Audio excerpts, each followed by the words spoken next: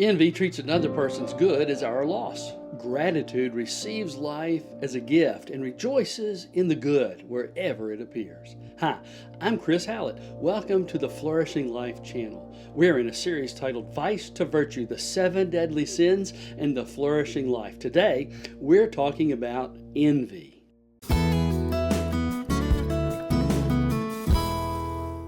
Whenever a movement gains influence by teaching us to resent our neighbor's blessings rather than cultivate our own faithfulness, it's appealing to one of the oldest and deadliest sins, envy. This is what socialists are doing, teaching people to view another person's prosperity not as something to admire or learn from, but as an accomplishment to be resented. It turns envy into a political force. And envy doesn't always say, I want what you have. Sometimes it says, you shouldn't have it.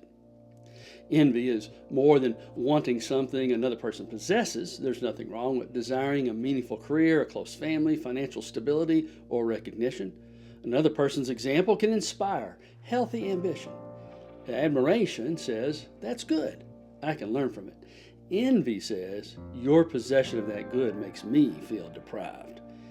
Envy is distress at another person's good because we experience it as a threat to our own worth or happiness. Envy thrives on comparison. We compare careers, marriages, homes, bodies, talents, or influence. These comparisons are rarely fair. We compare another person's visible success with our private disappointments. We don't usually envy the hard work and sacrifice that produced that person's success. Envy promises that we would finally be satisfied if no one had more than we do, but it can never keep that promise. There will always be someone more successful, more attractive, more talented, more celebrated, or apparently more happy.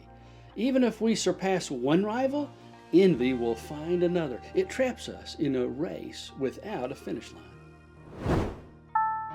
One of the earliest stories shows how destructive envy can become. In Genesis 4, Cain and Abel bring offerings to God, but Abel and his offering receive favorable regard. Cain grows angry, and God warns him that sin is crouching at the door. Cain could have examined his own heart and changed his course. Instead, Abel becomes the embodiment of everything Cain believes he's been denied. Abel took nothing from Cain, yet Cain experiences Abel's acceptance as his own humiliation. Unable to possess Abel's favor, Cain destroys him. Most envy doesn't end in physical violence, thank God, but it does move in the same direction. We try to diminish the person whose good makes us feel less than. Gossip attacks a reputation, mockery reduces an achievement, and suspicion assigns corrupt motives. Envy begins by asking, why not me? Eventually it asks, why should it be him? Envy damages our relationships with God, ourselves, and others. It distorts our relationship with God by turning another person's blessing into evidence that God has overlooked us. Why did she receive the opportunity I wanted? Why was his prayer answered when mine wasn't? We can bring honest disappointment before God, but envy hardens disappointment into accusation. It treats God's generosity towards someone else as an injustice toward us. Envy also distorts our relationship with ourselves. Our identity becomes dependent upon where we rank, and we overlook our gifts because they're not the gifts we see in others. We become so preoccupied with the life we weren't given that we fail to inhabit the life we have. Envy makes us spectators of other people's lives and strangers to our own. Finally, envy distorts our relationship with others. Friends become competitors, neighbors become measuring sticks, and another person's joy becomes difficult to share. We may offer congratulations outwardly while resenting the person inwardly. Envy promises to make us equal, but it leaves us bitter, isolated, and unable to enjoy either our neighbor's good or our own. The answer to envy is gratitude. Gratitude isn't pretending that we have no disappointments. It doesn't deny grief, frustrated desires, or unanswered prayers.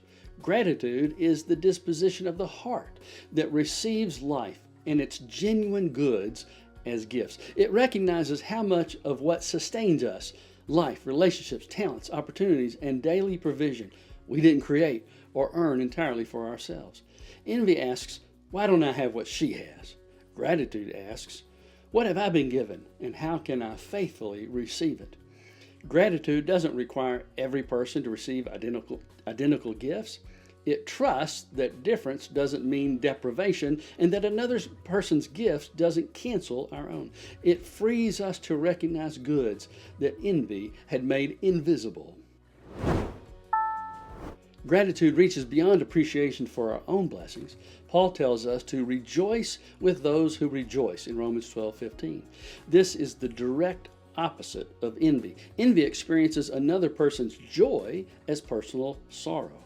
Love allows another person's joy to become our joy. Another person's wisdom can teach us. Creativity can enrich us, and courage can strengthen us. The gifts of our neighbors can become gifts to all of us. Paul describes the church as a body composed of many members. The eye doesn't need to become the hand, and the hand doesn't need to become the foot.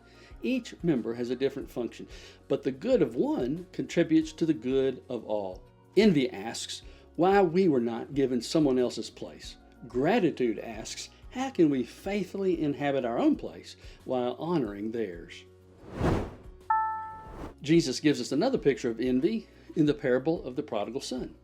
When the younger son returns, the father welcomes him and prepares a celebration. The older brother hears the music but refuses to enter the party. His father's generosity toward his younger brother feels like a slight toward him. Because he views their relationship in terms of labor and reward, he can't enjoy what he has while his brother receives so much. The father responds, "You are always with me. All that is mine is yours." The younger son's restoration hasn't diminished the older brother's place in the family. Yet, the older brother can't enjoy what has always been available to him because he's comparing it with what someone else received. The parable ends without telling us whether he joins the celebration. Will he remain outside because grace was given to someone he resents? Or will he enter the feast and rejoice that his brother has returned? Jesus models a life free from envy. Because he receives his identity from the Father, he doesn't compete for recognition or diminish others to establish his worth. He honors faith wherever he finds it and teaches his disciples to abandon their arguments about who is greatest. Although the Gospels suggest that the religious authorities handed him over in part out of envy, Jesus responds to their hostility with self-giving love. In Christ, we receive grace rather than wages. Salvation isn't a prize we win by ranking above someone else. We can't boast as though grace were our achievement, and we don't need to resent grace given to others because we depend on that same grace. You see, at the table of Christ, there's no need to compete for belonging.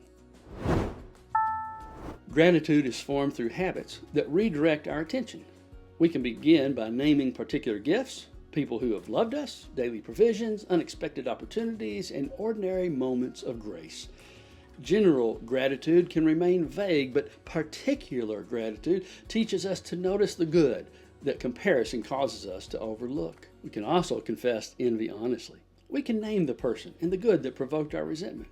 We can ask what fear, insecurity, or woundedness lies beneath our envious feelings. We can pray for that person. Asking God to sincerely bless them may feel unnatural at first, but prayer retrains the heart to desire our neighbor's flourishing. We can practice deliberate celebration by offering sincere congratulations and speaking well of another person's work. We may also need to limit habits, including the use of social media, that consistently leave us restless and resentful. Most importantly, we can return to our own calling by asking what God has entrusted to us today. Faithfulness isn't found by living someone else's life. Envy narrows life into a contest. It turns every gift, achievement, and relationship into evidence that we are winning or losing. Gratitude opens the world again. It allows us to acknowledge what we lack, grieve our disappointments, and ask God for what we desire without resenting everyone who has received a different answer. The grateful person can admire without resenting, aspire without competing, and celebrate without feeling diminished. Envy treats another person's good as our loss. Gratitude receives life as a gift and rejoices in the good wherever it happens. When another person's joy no longer threatens us, the world becomes larger. Their gifts can enrich us. Our gifts can serve them. And together, we can participate in a goodness none of us possess alone. Thanks for watching. If you found this video helpful, please like it, share it, and subscribe to the Flourishing Life channel. In the next episode, we'll continue exploring the 7 deadly sins, these false promises that they make, and the virtues that lead us toward an abundant life ordered by the love of God and neighbor.